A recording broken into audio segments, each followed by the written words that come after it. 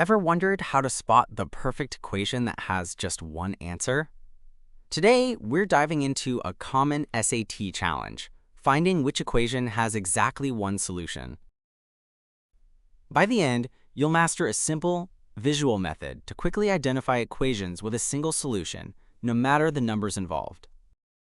Here are our 4 contenders. Let's see which one stands out. First, let's simplify the square root of 144. It's a perfect square, so it simplifies to 12. This makes our equations much cleaner. Now, let's analyze option A.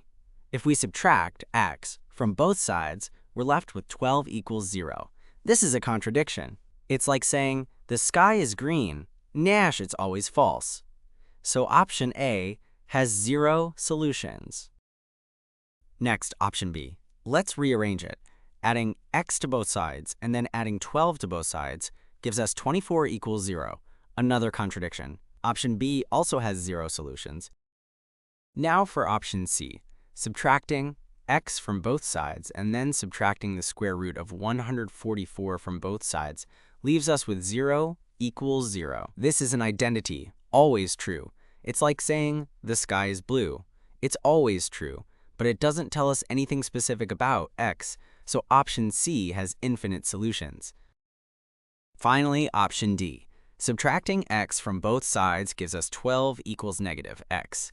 Adding x to both sides gives us x equals negative 12. This is a unique solution. It's like saying, the sky is blue and the grass is green, then if it's a specific statement about x. So option D has exactly one solution.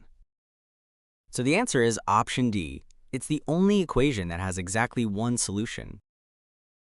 In summary, when you see an equation that simplifies to a contradiction, it has 0 solutions. When it simplifies to an identity, it has infinite solutions. And when it simplifies to a unique statement about x, it has exactly one solution. Thanks for watching. Now you know how to spot the perfect equation with just one solution.